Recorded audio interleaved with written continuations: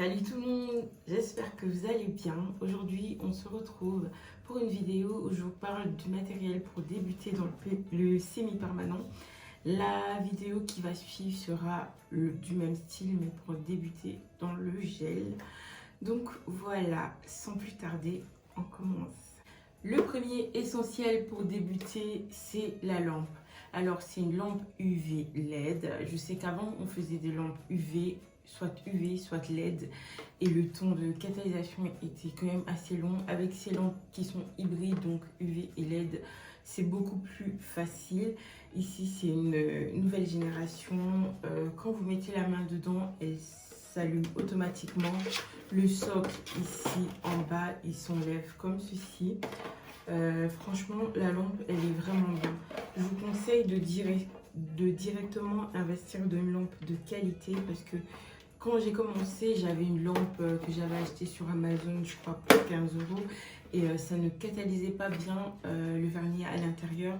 J'avais parfois des décollements, si pas le vernis sautait comme ça, on voyait bien que c'était pas assez catalysé à l'intérieur. Maintenant, depuis que j'ai changé de lampe, je n'ai plus ce problème. Donc cette lampe, elle vient de Amazon, je crois qu'elle coûte 56 €. Sinon, vous avez des lampes qui sont quand même moins chères et de qualité. Je pense qu'il faut prendre un minimum de 35 watts. Ça, je vais vérifier et je vous mettrai là. Donc 35 ou 45, je ne suis pas sûre, mais je mettrai de toute façon. Donc voilà pour le premier essentiel.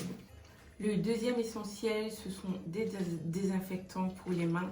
Celui-ci, c'est le nettoyant mains et surface. Donc, vous pouvez désinfecter vos mains, mais aussi vos matériels. Donc, les lampes, les pots de vernis.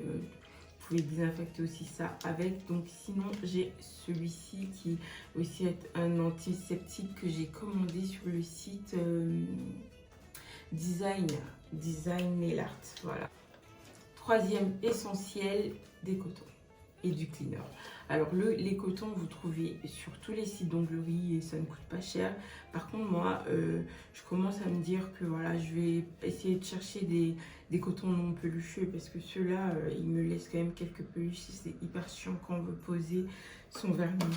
Pour le cleaner ou le dégraissant, moi je le prends toujours sur Ongle 24, mais je sais que tous les sites d'onglerie en font, Indigo Nails Company. Et donc voilà, celui-là je le prends en 500 millilitres. Il existe aussi en plus petit Nex, le Nail Prep ou le Cleaner. Alors c'est un produit de préparation qui va venir dégraisser encore l'ongle. Ici donc chez Angle 24 ça s'appelle Nail Prep et chez Indigo ça s'appelle Cleaner. Ensuite vous avez les primers. Pour moi, pour le semi-permanent, je préfère donc les primers qui n'ont pas d'acide. Encore pareil sur Ongle 24 vous en trouvez, mais sur Beauty Luxe aussi vous avez un primer non acide. C'est vraiment top pour permettre au produit que vous allez appliquer de bien adhérer à la plaque de l'ongle. Ensuite, vous avez les bases. Alors, vous avez plusieurs types de bases. Déjà, chez Indigo, pour moi, ma favorite de favorite, d'ailleurs, je prends toujours mon grand format, c'est la protéine base parce que je suis trop fan. C'est vraiment une base qui contient de la protéine qui va venir nourrir votre ongle. Donc, j'aime trop cette base-là. Sinon, j'aime aussi beaucoup la Clear Rubber Base de The Gel Bottle qui est aussi top, qui permet de faire un léger renfort. J'aime beaucoup cette base là. Après elle est beaucoup plus chère, je pense que sur le site belge c'est 29 € ce pot là. Après c'est 24 millilitres, mais bon, 20 millilitres, 20 millilitres, c'est 20 millilitres. Ici on est à 13 millilitres pour 17 €, donc quelque part ça se vaut. Vous avez aussi les minérales bases en plusieurs teintes.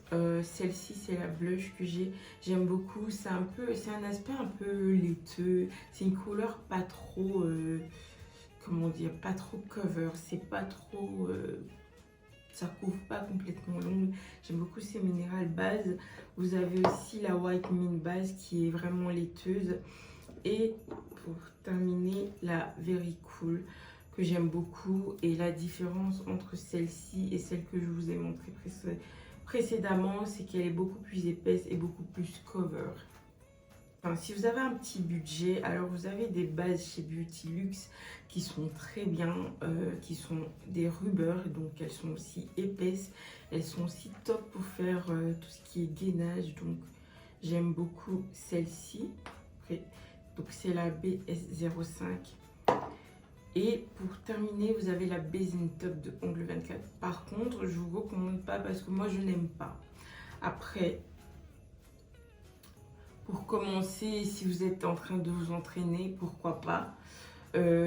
En base, je n'aime pas. En top, je n'aime pas. En top, c'est pas assez brillant. Et en base, franchement, je suis pas trop fan parce que j'ai d'autres produits qui fonctionnent du tonnerre. Du coup, je trouve cette base en top un peu moins quali. Ensuite, vous avez les vernis donc, qui se catalysent sous lampe UV. Donc, en termes de vernis, il y a tellement de couleurs, de teintes. On s'en perdrait. Pour commencer, moi, je vais vous dire peut-être d'aller sur des teintes basiques. Pour moi, je prendrais d'abord en rouge parce que le rouge, c'est vraiment la couleur. Le rouge, c'est vraiment la couleur qui passera toujours et toutes les saisons. Donc, je vous conseille un rouge vraiment vif. Un nude, moi ici j'ai un nude un peu rosé, c'est un peu plus rosé que nude, que j'aime beaucoup. Un blanc d'office, un noir si vous aimez le côté dark, sinon un prune aussi. Celui-ci c'est le Gothic Grape de Ongle 24. Maintenant au niveau texture, je pense que chacun ses préférences. Donc dans un premier temps, moi j'ai commencé d'abord avec des vernis Ongle 24. Moi je trouvais leur texture très bien jusqu'à ce que je commence à travailler avec les vernis indigo, enfin que je commence à utiliser les vernis indigo. J'ai commencé à avoir une petite préférence pour cette texture là. Et je retrouve un peu la même texture dans les vernis Beauty Luxe. Les textures se ressemblent fort, ce n'est pas trop liquide et ce n'est pas trop épais, ça se ressemble quand même assez fort et les pigments sont top. Ensuite, vous avez les finitions. En termes de finition, il y a un large choix. Moi, mon indétrônable, c'est la Tip Top de Indigo. Moi, j'aime beaucoup ce top coat, il est très bien. Sinon, celui qui l'a complètement détrôné, donc si par exemple je devais en choisir qu'un, je choisirais l'Extreme Shine de The Gel Bottle.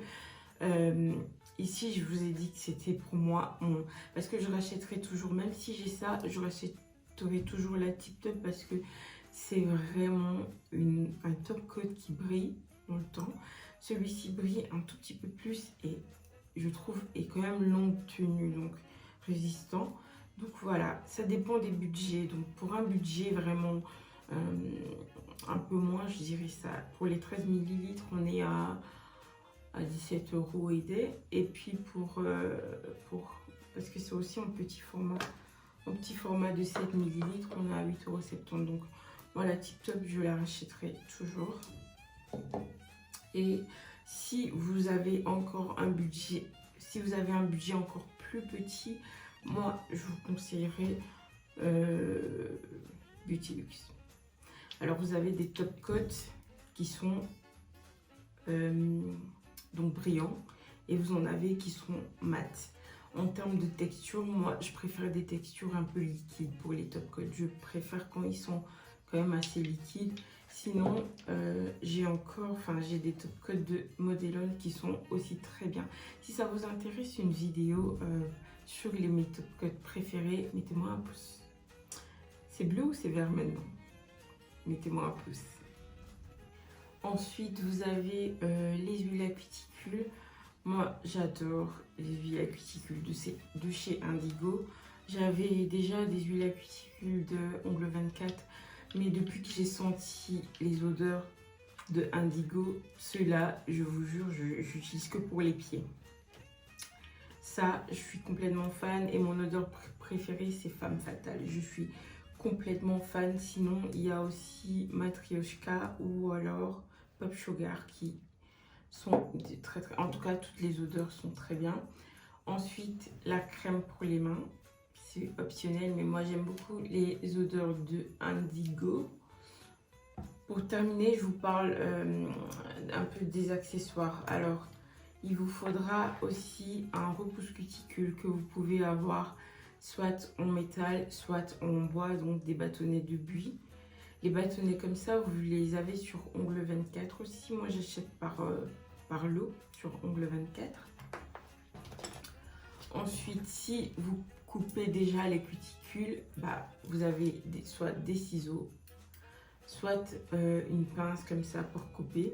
Donc ça dépend. Si vous ne coupez pas, je vous conseille de ne pas y toucher, d'attendre d'abord d'avoir quand même un minimum de formation pour le faire.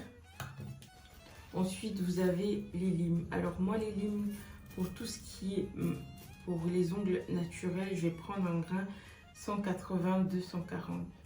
Parce qu'il faut des grains plus ou moins doux. Donc ici, ça c'est une 100-180, mais j'utiliserai que le côté 180.